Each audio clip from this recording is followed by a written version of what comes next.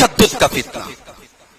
دین کے نام پہ تشدد ہو رہا ہے, دین کے نام پہ غلو ہو رہا ہے, دین کے نام پر ایسا کام کیا جا رہا ہے جو نبی نے جس کی تعلیم نہیں دی, نبی نے جس کا حکم نہیں دیا. بھئی ایک بات بتاتا ہوں آپ کو, شریعت نے بتا دیا حلال کیا ہے حرام کیا ہے. اب شریعت نے اگر جس کو حرام کہا ہے اس کو آپ اگر جائز سمجھتے ہیں تو یہ بھی گناہ ہے, اور شریعت نے اگر کسی چیز کو حلال کہا ہے اور جائز کہا ہے اور اس کو آپ ناجائز اور غلط سمجھے تو یہ بھی گناہ ہے. دین میں تشدد نہیں ہے, دین میں آسانی ہے. شریعت کی روشنی میں جہاں آسانی ہے وہاں آسانی پر عمل کرنا چاہیے, تشدد نہیں کرنا چاہیے. اللہ تعالیٰ نے قرآن میں فرمایا وَمَا جَعَلَ عَلَيْكُمْ فِي الدِّينِ مِنْ حَرَجٍ, اللہ تعالیٰ نے دین کے اندر کوئی تنگی نہیں رکھی ہے. دین آسانی کا نام ہے. آج آپ دیکھیں اسی دین کا نام لے کے کتنے لوگ مار کاٹ کر رہے ہیں, کتنے لوگ بے گناہوں کا خون بہا رہے ہیں, کتنے لوگ نردوشوں کی ہتیا کر رہے ہیں اور کہہ رہے ہیں بھائی ہم تو اسلام کا کام کر رہے ہیں, ہم تو دین کا کام کر رہے ہیں.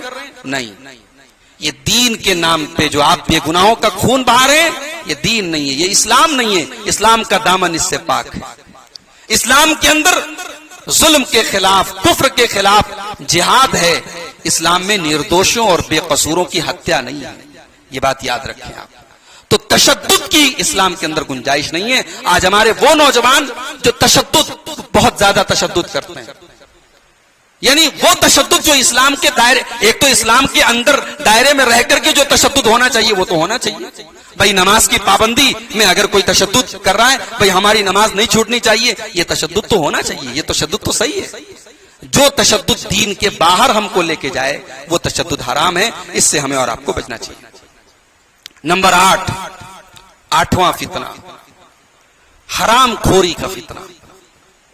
اللہ کے رسول صلی اللہ علیہ وسلم کی وہ حدیث آپ یاد رکھیں, آپ نے فرمایا یاتی علی الناس زمان لا یبالی المرء من این اخذ المال, ایک ایسا زمانہ آئے گا کہ آدمی پرواہ نہیں کرے گا کہ مال کہاں سے کما رہا ہے. جو جسم حرام کمائی سے پرورش پائے, اللہ کے نبی صلی اللہ علیہ وسلم فرماتے ہیں, مسند احمد کی روایت ہے کہ جو جسم نبت من سحت, جو جسم حرام کمائی سے پرورش پائے, لا يدخل الجنہ, وہ جنت میں نہیں جا سکتا. آپ کے پاس حلال کمائی کے ہزاروں راستے ہیں, اللہ تعالیٰ نے حلال کمائی کے ہزاروں راستے بنائے ہیں.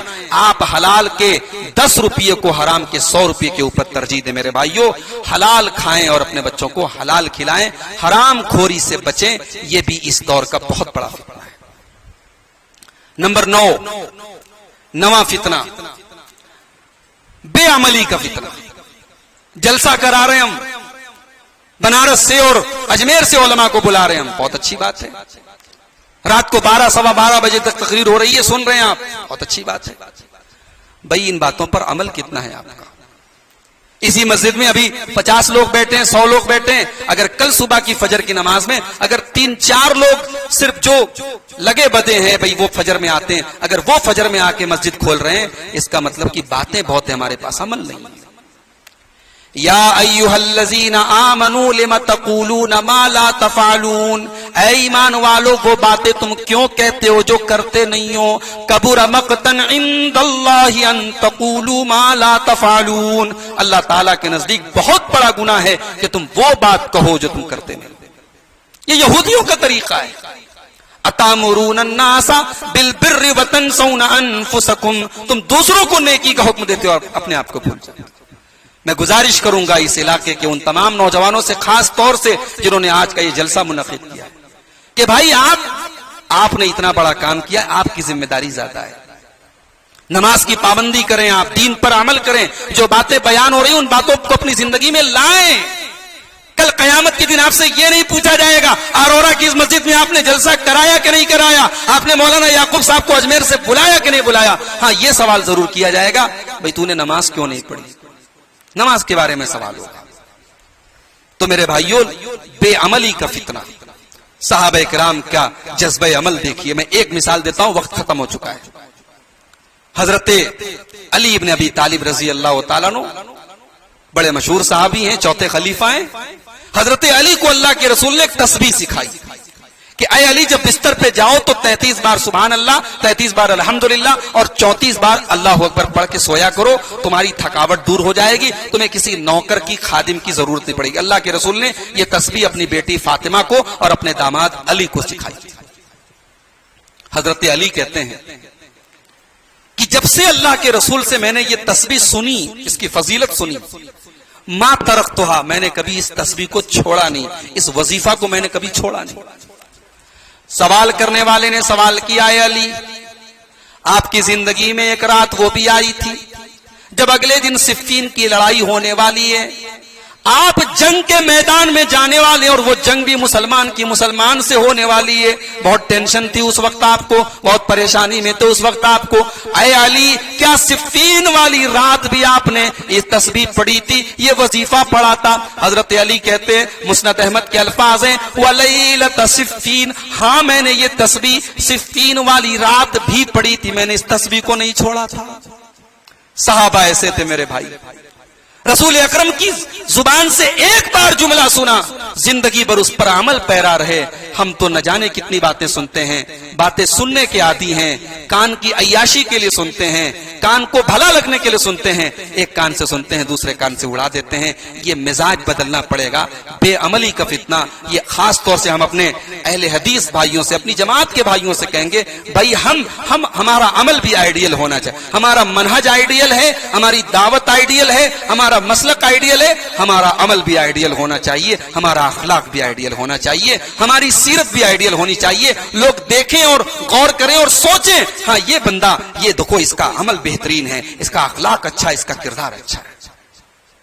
اور 10ویں چیز لاسٹ، ریاکاری کا فتنہ۔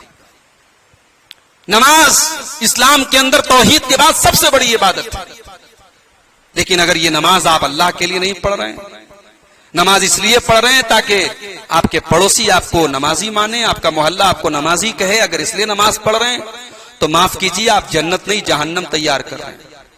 فویل للمصلین الذین هم عن صلاتهم ساہون الذین هم یراؤون ویمنعون الماعون، بربادی ہے ان نمازیوں کے لیے، ان نماز پڑھنے والوں کے لیے جو نماز کے ذریعے ریاکاری کرتے ہیں۔ دکھاوا نہیں ہونا چاہیے، اللہ ہمارے منہ پر مار دے گا دکھاوے والی عبادت۔ من راء اللہ بہ ومن سمع سمع اللہ بہ، جو دوسروں کو دکھانے کے لیے نیکی کرے گا اللہ دوسروں کو دکھا دے گا لیکن ثواب نہیں دے گا، جو دوسروں کو سنانے کے لیے نیکی کرے گا اللہ سنا دے گا لیکن ثواب نہیں دے گا۔ ریاکاری سے اپنے دامن کو بچاؤ میرے بھائی، اخلاص پیدا کرو، ایسا اخلاص جو صحابہ کے اندر تھا، جو اسلاف کے اندر تھا۔